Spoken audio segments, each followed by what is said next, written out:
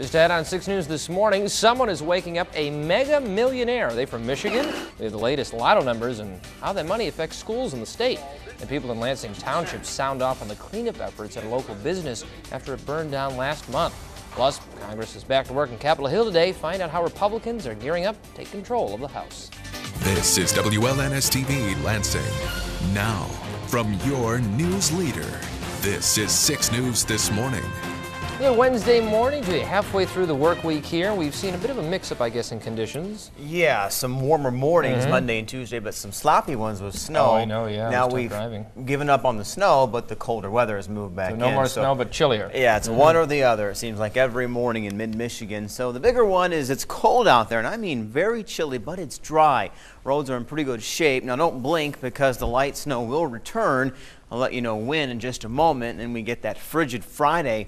Been talking about that for a couple of days. Now we have some very light flurry activity, mainly lake effect variety around the greater Detroit area and around Grand Rapids, but roads are in good shape. Here's proof of that. Cold water time lapse over the past hour. You can see roads are dry even though we had that light layer of snow on the sidewalks and on the grass. Temperatures are down. 11 now in Lansing, 14 in Owasso, 18 in Jackson. Some good news though, we don't have much wind, if any at all, so there's not much of a wind chill to talk about today. Winds will pick up some 5 to 10 miles per hour, so far less wind than yesterday. We'll see some sun this morning. The clouds move in late, and we wait for the snow to arrive tonight. More on that in a moment. It's a dream come true for 2 lucky winners this morning in the Mega Millions drawing. 2 winning tickets were sold in Idaho and Washington with a $355 million jackpot. The prize is the 4th largest in U.S. history and the 2nd largest in Mega Millions history. Those numbers, 4, 8, 15, 25, and 47 with a mega ball of 42. You may still be a winner, though. Here, 3 tickets in Michigan are $250,000 winners. And with a jackpot that high, where does all the money really go? The state took in more than $2 billion in lotto sales in 2010, and schools, well, they get a big chunk of that money. But as Chris Cascao explains, it's not as much as you may think. 1, 2, 3. Mega Millions mania is in full swing with a $355 million jackpot. And if you ask where the money goes from the tickets people buy, you hear a familiar answer. Hopefully the schools. I know it's supposed to go to the education system, isn't it? The short answer is yes. But for the long answer, take a closer look at the numbers. In 2010, Michigan lottery revenues totaled $2.3 billion. Of that, $1.4 billion went to the prize winners. A small slice, $170 million, went to stores who sold winning tickets.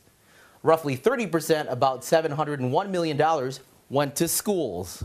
Money divided among the state's 1.6 million school kids. So when the Mega Millions jackpot swells... What does it really mean to us? For every student across the state of Michigan, it could mean maybe $10 a kid. Venkat Sarapalli is Lansing School's chief financial officer. He says money from the lottery doesn't provide the windfall for schools. Many believe it does. It does go to school. It is dedicated source of revenue, but it has already been planned for and budgeted for by the state. There we go. Mega $1 million hopes, really only a mini trickle for Michigan public schools. In Lansing, Chris Cascao, 6 News. Local people make their voices heard after a fire rips through a Lansing Township business. Nicole Collier joins us now live in the studio to explain why some living in the community are upset about the cleanup efforts at Adams Plating. Nicole, what can you tell us? Well, Evan, there was a township meeting last night, and at that meeting, community members expressed concern over the way that authorities are handling last month's fire. Now, that fire happened here at Adams Plating. We can get the map up here. It's just off Saginaw Street on Rosemary here. Now, the EPA is still working to clean up this site because there were some hazardous materials on hand, but they say there's no reason for evacuations or for homeowners to be worried. But according to fire officials, all water used to put out that fire was caught in a dike and removed, so there should be no way that it could contaminate the groundwater there. Some residents are upset because they say the only notification they saw was the letter that went out to all media, but not to anyone in the neighborhood. They say there should have been more that was done to keep them in the loop. The letter that was sent to the neighborhood affected didn't state anything about what if we had to contact, who to contact if we had questions or anything. It didn't even state anything about tonight's meeting. That's the most important thing. As a neighbor, we have no clue what's going on around here. The gentleman from North Gray Street stated that there wasn't any notification, and that is not true. We actually sent some of the township law enforcement officers to some of the homes that were directly in the immediate vicinity of the Adams Company to go door to door and knock on doors. Fire officials say more than 150 calls were also made to homes in the area as a part of a new automatic energy notification system that the township is using now. EPA officials say they expect to reopen Rosemary Street today as long as those test results come back normal.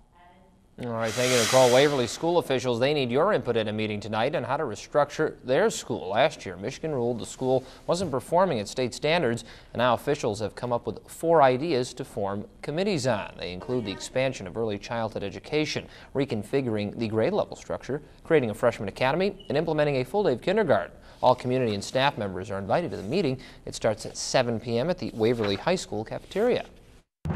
Now, weather on the 6s, brought to you by Farm Bureau Insurance, Michigan's insurance company.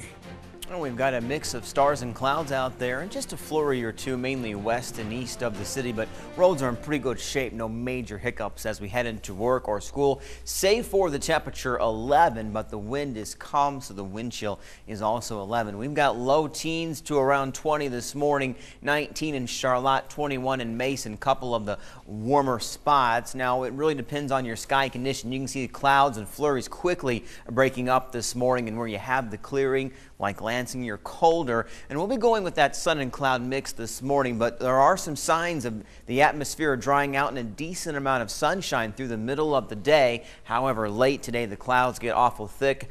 No problems at 5, so the evening commute's fine. Then overnight tonight, our next system starts to dive in, similar to the one we had the night before and yesterday morning. We'll have some light snow overnight moving into your Thursday morning, so expect some sloppy roadways early tomorrow and into the morning commute, and then things will quiet down quickly. Not a lot of snow once again. Stay with us. We'll have those snowfall totals a little bit later in the show. Today, we start with a partly to mostly cloudy sky. Our number's going to be bumping around, but I'll go ahead and say 14-ish at 7. Some will be colder, some will be warmer. Mid-20s at noon, maybe some sunshine still hanging on. And then late today, it's a mostly cloudy sky. We'll call it 26 at 3.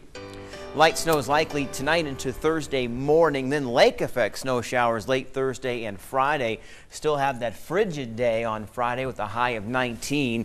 Cold mornings but warmer afternoons. In fact, a very quiet run Saturday, Sunday, and Monday below normal, but some sunshine by Sunday and early next week. And once again, no major winter storms on the horizon, so good news there. I know some snow lovers would like to see some more. I'm not one of them. But there's still plenty out there for people to go skiing and do all those winter activities that they want to do. If you can ski on an inch of snow. Or go to the place that, well, I can't ski on any snow whatsoever, which is almost sacrilegious. I do want to say, no, good points. There are a lot of local ski resorts. They can make their snow, and they still have a lot, so good idea there. We appreciate it, JK. The 112th Congress sworn in today, giving Republicans control of the House. They plan on getting right to work and will set out on a 20-day mission to make many changes as they can before President Obama's State of the Union address. One of the big things Republicans want to tackle, government spending. They also want to repeal President Obama's health care law. While Republicans consider this a top priority, Democrats are reminding people they still have control of the Senate and say there are more important things the new House should be working on.